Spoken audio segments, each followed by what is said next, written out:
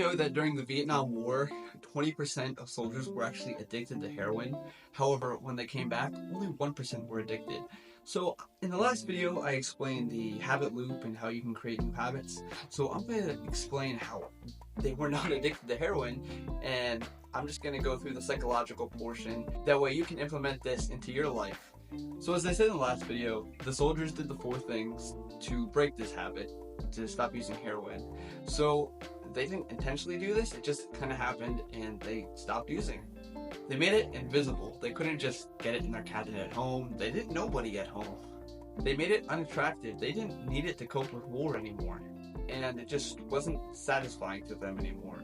So you're at war, you're extremely stressed. I've never been to war. However, I can imagine that it's not a very good thing. Very stressful situation. So therefore, you use the heroin to kind of cope with it. But you're back home and you don't really need it anymore. So this is why so many people go to rehab over and over and over again. Because they go to rehab, their environment changes, they learn all these cues for the habit, that way they can stop using essentially, but then they come back into their old environment, whether it's friends, family, wherever the case may be, and everybody's using. They see all the 4 things. They see the cue, they see the response, they see it's rewarding, and they just have the craving for it. So they continue to use, and then they go back to rehab. So this is one thing that I do want to talk about, is changing up your environment. So I know some people, they can't work out at home just because of the environment.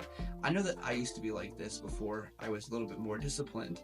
I would have to go to the gym if I wanted to get my workout in, because at home, I had too many other things going on. However, I still have my home gym in a certain location. Come into this spot if I want to work or work out. This is the only thing that happens in this room.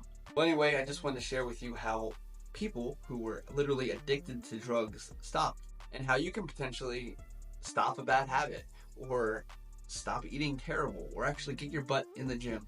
These next couple videos, I'm going to elaborate on habit building and how to actually build different habits, incorporate them into your life, and just make things a whole lot easier for you. Because if you have a schedule, you have a planner, you have the habits already built in, you are just set. You are on the road to success. I want you guys to share in the Facebook group any bad habits that you currently have. Maybe you're a smoker, maybe you don't meal plan, whatever the case may be, just share your bad habits and how you're going to potentially knock the bad habits out.